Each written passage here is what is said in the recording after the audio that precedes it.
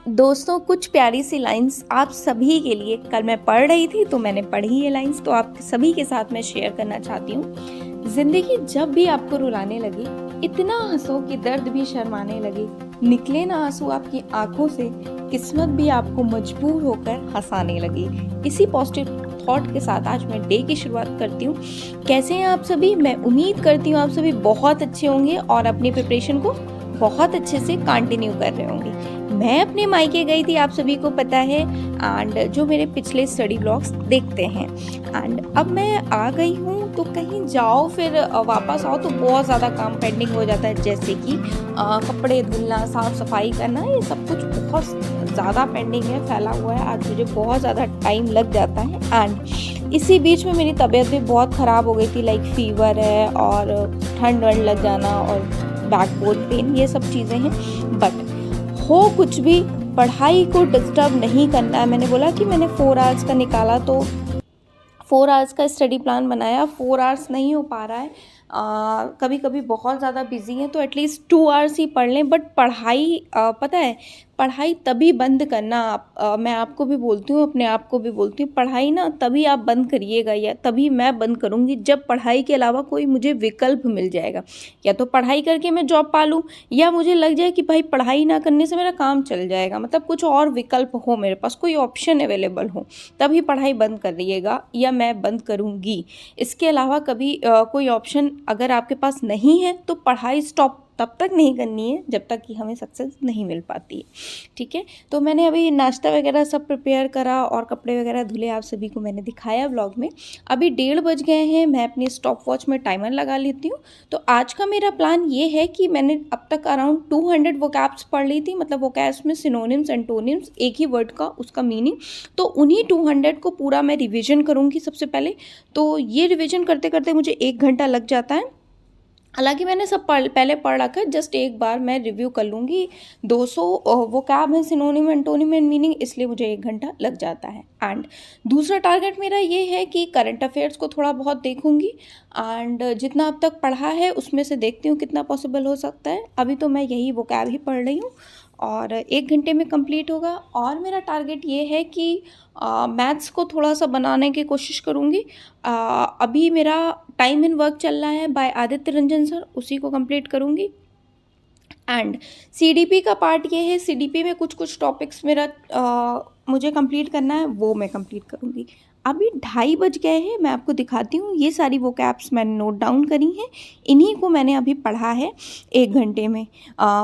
ठीक है, तो इसके बाद का मैं पूरे दिन का आपके साथ रूटीन शेयर करना चाहती हूँ कि मैं कैसे क्या अपना टाइम मैनेज करती हूँ ना।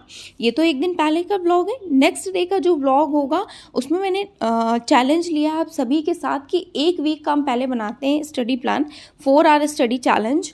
ठीक है, तो अगर 1 वीक हम सक्सेसफुल कर लेते हैं तो 4 घंटे, 4 से 4.5, नेक्स्ट वीक में 5 घंटे करेंगे, फिर 6 घंटे करेंगे। ठीक है, हम लोगों के पास जितना टाइम है उसको हम अच्छे से यूटिलाइज करके कोशिश करेंगे कि बेहतर कर पाएँ ना। अभी मैंने आपको दिखाया है कि मैं घी बना रही थी और अभी शाम का इवनिंग का टाइम हो गया। मैं कुछ शिफ्ट में पढ़ती हूँ, जब मुझे लगता है कि मेरे पास थोड़ा सा टाइम हो गया है, आधे घंटे भी हैं, तो आधे घंटे में पढ़ना प्रेफर करती हूँ। अभी मैं क्या रिवीजन कर रही हूँ, यही करंट अफेयर्स थोड़े से देख रही थी और मेरे पास एक छोटी सी बुक है तो उससे भी थोड़े बहुत करंट अफेयर्स को रिवीजन कर रही हूँ। एंड स्टॉप वॉच का एक फ़ायदा ये लगता है, टाइमर का एक ये फ़ायदा लगता है, मैं बहुत ज़्यादा स्टॉप वॉच में मतलब सच्चाई के साथ इसको पालन करती हूँ कि अगर जब मैं पढ़ रही हूँ तभी लगाऊँ कि मैं कैलकुलेट तो कर पाऊँ एटलीस्ट कि मैं कुछ पढ़ भी रही हूँ या नहीं, है ना। ऐसे रहता है, हम किताब खोल के बैठे रहते हैं, कभी कभी ऐसा होता है किताब खोल के बैठे रहते हैं, थोड़ी देर पढ़ा फिर लगा अरे बहुत हो गया, बंद कर दो। तो मुझे इससे एक ये बेनिफिट हुआ है कि थोड़ा बहुत मेरी पढ़ने की हैबिट डेवलप होती है बाय स्टॉप वॉच और बाय टाइमर। ठीक है, सो अभी आप सभी को पता है कि मैं DSSB PRT की प्रिपरेशन कर रही हूँ एंड इसी प्रिपरेशन को मैं ने कोशिश की है कि बहुत अच्छे से कंटिन्यू करूँगी अब से। थोड़ा बहुत हेल्थ इश्यूज हो जाते हैं या इन सब रीजंस की वजह से, बट मेरे हिसाब से 4 घंटे निकाल पाना, मतलब 4 घंटे अगर आप निकालते हैं तो कोई ना कोई एग्ज़ाम आप आराम से टैकल कर सकते हो। ठीक है, एंड जिनका जो भी मेरे साथ कंटिन्यू करना चाहते हैं वो कंटिन्यू कर सकते हैं अपनी प्रिपरेशन, और जिनका सीटेट नहीं क्लियर है वो सबसे पहले अपना सीटेट को टारगेट करें, क्योंकि सीटेट देखिए, सीटेट आप इस बार कर लेंगे तो कर लेंगे, नेक्स्ट वाला जो होगा वो एनटीए लेगा तो और पैटर्न बदलेगा और चीज़ें बदलेंगी, तो थोड़ा डिफ़िकल्टी लेवल और हाई हो जाएगा। अभी हाई हुआ है एज़ कम्पेयर टू 2018, 19 या 11 में, तो इसके बाद तो और भी ज़्यादा हाई हो जाएगा, है ना। अभी ये इवनिंग का टाइम हो रहा था, मैं सुबह के ब्रेकफास्ट के लिए ये साग वगैरह कट करके रख लेती हूँ, क्योंकि साग वगैरह सुबह मॉर्निंग में कट करना थोड़ा सा हेक्टिक हो जाता है। आप सभी समझ रहे हो कि सुबह मतलब नहा के पूजा करना, ब्रेकफास्ट प्रिपेयर करना, मतलब हल्की सब्जी कोई होती है तो वो कट हो जाती है, जैसे कद्दू, तरोई, और ये जो साग होता है इसमें मतलब बिचारना, बीनना, ये सब बहुत होता है, तो टाइम लग जाता है। 2 घंटे की अब तक पढ़ाई हो गई थी, और उसके बाद मैं फिर से, अभी मेरे को टाइम मिला है 10 बजे हैं, मतलब 9:55 के करीब हुआ है। अब मैं फिर से अपनी पढ़ाई का एक थर्ड स्लॉट, अभी मेरे पास आधे घंटे हैं तो उसमें पढ़ूंगी। थोड़ा सा एक मेरे पास बुक है, इसका ओवरव्यू कर लेती हूँ कि इसमें क्या क्या चीज़ें दी हैं। इसमें बेसिकली दिया है इंडियन हिस्ट्री को थोड़ा सा, मतलब Indian medieval, ancient, medieval, modern, इन सभी हिस्ट्री का थोड़ा थोड़ा समराइज़ करके दिया है, फेमस डांस वगैरह दिए हैं।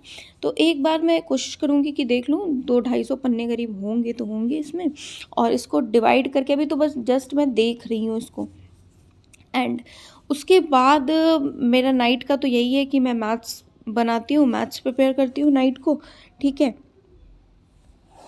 पे जो आपको मैंने स्टार्टिंग में मोटिवेशनल लाइंस बताई थी ना, वो लाइंस यही थी कि आप जब बहुत ज़्यादा परेशान हो तो बहुत हंसा करो। पता है आपको मैं एक अच्छी बात बताऊं, जब मुझे लगता है, मतलब मुझे लगता है कि अगला बंदा मेरी बात सुनेगा, ठीक है, तो मैं क्या करती हूँ, उसका रिप्लाई कर देती हूँ।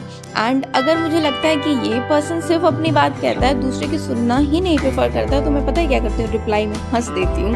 क्योंकि मैं हंसते सिर्फ एक तरह से बोल रही हूँ, एक तरह से व्यंग्यात्मक हंसना हुआ कि आप हंस रहे हो, मतलब दूसरे को भी लगे कि यार, मतलब मैं नाम नहीं लेना चाहूँगी, किसी एक मतलब सीनियर इंसान ने मेरे से एक ऐसी बात कह दी कि मतलब उन्होंने बोला, मेरे बैकबोन में पेन था, तो उन्होंने बोला कि जब सुबह देर तक सोते रहोगे, इतना सोओगे तो बैकबोन ऑब्वियसली पेन होगा, है ना। तो मैंने हंस दिया, क्योंकि मैं रिप्लाई नहीं कर सकती थी, वो मेरे से बड़े थे।